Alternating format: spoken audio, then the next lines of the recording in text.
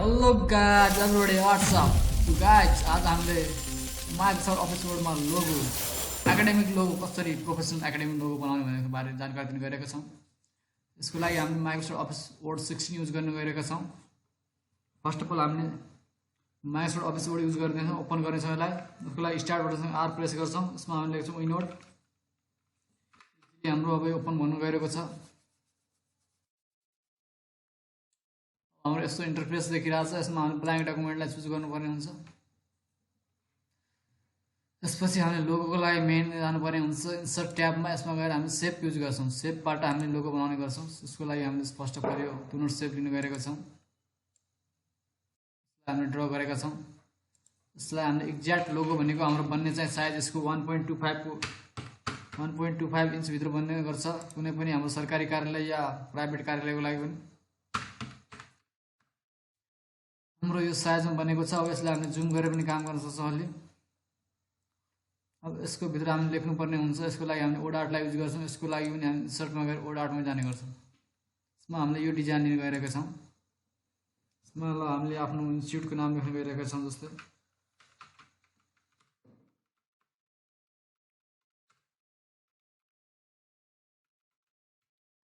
हामीले नाम लेखेका छौँ। यसलाई अलि हामीले बोल्डमा आइरहेको छ, यसलाई हामीले अलि मसिनोमा क्लियरली देखाउनको लागि एरियल मात्र फन्ट युज गर्ने गरेका छौँ।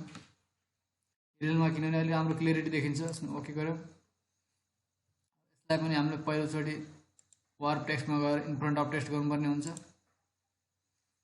यसलाई अब यसको साइज मिलाउनु पर्ने हुन्छ। हामीले 1.05 हाम्रो 1.05 राख्न कारण चाहिँ 1.25 हाम्रो सेपको साइज छ भने सेपको साइजभन्दा सानो हाम्रो साइज हुनुपर्ने हुन्छ।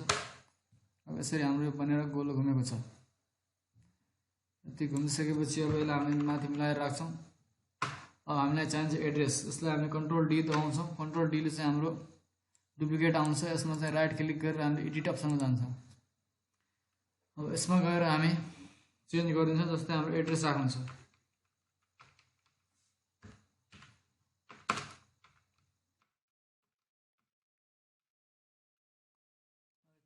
यसलाई हामी ओके गरेका छौँ। अब यसलाई उल्टा घुमाउनु पर्ने हुन्छ। यसको लागि हामी जान्छौँ सेप चेन्ज सेप अप्सनमा। यसमा गएर उल्टा बनाइन्छौँ। यसलाई हामी समातेर यहाँ राखिदिन्छौँ।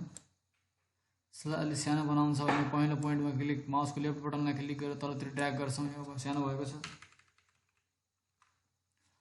अब यो भित्रको सेपलाई अलिक खुला बनाउनु छ, यो पोइन्टमा क्लिक गरेर बाहिरतिर ड्र्याग गरिदिन्छौँ। यसरी स्टारहरू राख्नुपर्ने छ। जस्तै मानौँ कुनै साइनहरू यहाँ गएर हामी स्टार ल्याएर राखिदिन्छौँ। हामी स्टारको सेप बराबर राख्नुलाई साइज स्टारलाई सिफ्टसँग प्रेस गर्छौँ। अब यसलाई डुप्लिकेट गरिदिन्छौँ।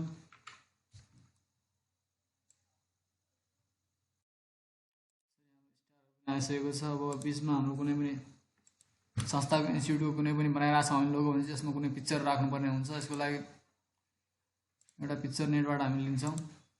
जस्तै हामीले कम्प्युटर इन्स्टिट्युटको बनाइरहेका छौँ भने कम्प्युटरको पिक्चर हामी लिन गइरहेका छौँ।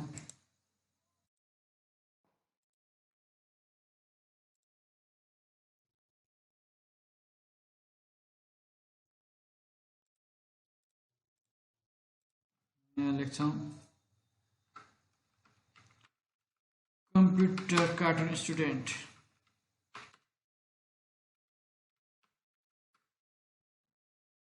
हाम्रो पिक्चरहरू आएका छन्। अब यसमा हामीलाई कुनै मनपर्ने इन्ट्रेस्टिङ पिक्चरलाई लिएर हामीले डाउनलोड गर्नेछौँ।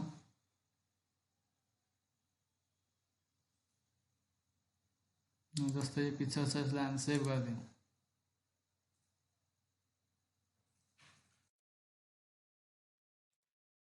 हामी एउटा सेप भित्र ल्याउँछौँ। यसको लागि एउटा पहिला सेप ड्र्याग गर्नुपर्ने हुन्छ।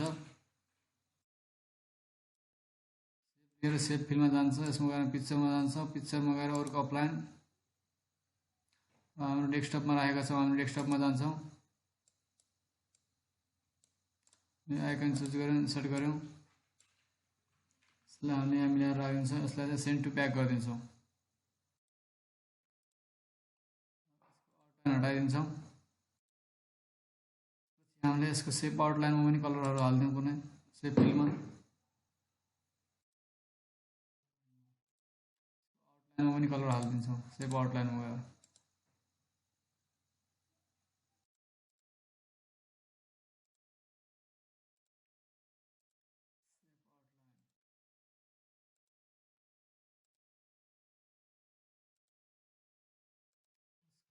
पनि कलर दिने गइरहेका छौँ।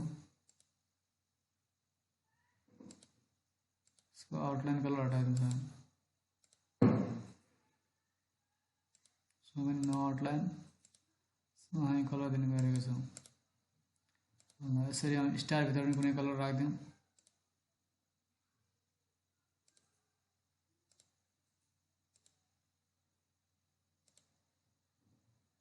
यसको आउटलाइनमा पनि कुनै कलर राख्दिउँ।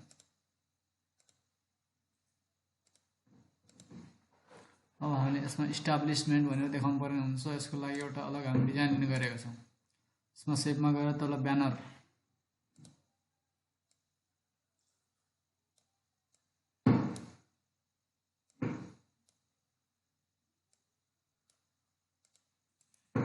यसमा हामी एड टेक्स्ट गर्छौँ।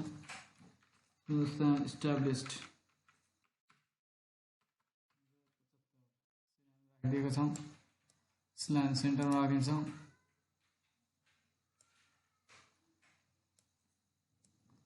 सेपलाई यसरी मिलाएर राखिन्छ। सेपमा पनि हामी कुनै एउटा कलर राखिदिन्छौँ।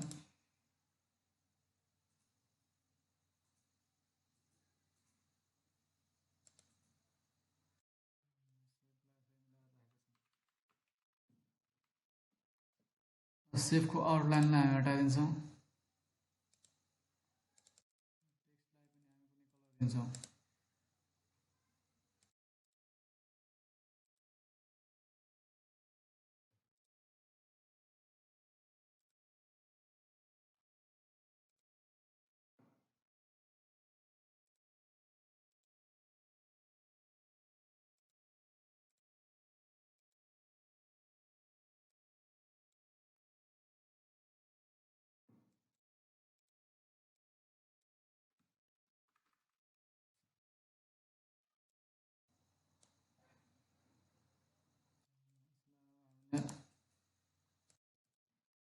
एउटै बनाउनेछौँ। यसको लागि ग्रुप गर्नेछौँ।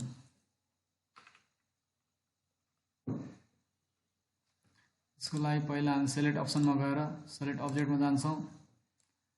सबैलाई सेलेक्सन गर्छौँ। अब यसमाथि राइट क्लिक गरेर ग्रुपिङ अप्सनमा जान्छौँ, ग्रुप गरिदिन्छौँ। अब यसरी हाम्रो लोगो एउटै ग्रुप भएर बनेको छ। यसरी हाम्रो सिम्पल तरिकाबाट माइक्रोसफ्ट अफिसबाट प्रोफेसनल एउटा एकाडेमिक लोगो बनेर तयार भएको छ। यसरी तपाईँहरूले पनि यो तरिकाले लोगो बनाएर राख्न सक्नुहुन्छ। Thank you guys.